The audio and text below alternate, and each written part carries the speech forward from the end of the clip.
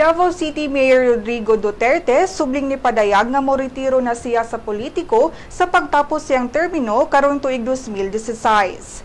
Girekomendar ni ini nga mohulip siyang posisyon ang anak ug kanhi mayor nga si Sara Duterte Carpio. Matud ni Duterte nga dili kini alang sa political dynasty kundi daw si Sara ra ang dunay kapasidad nga mangulo sa syudad.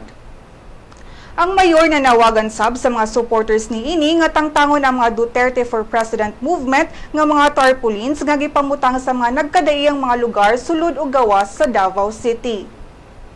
Giklaro sab ni Duterte nga dili siyang nagpasimuno sa mga online campaigns.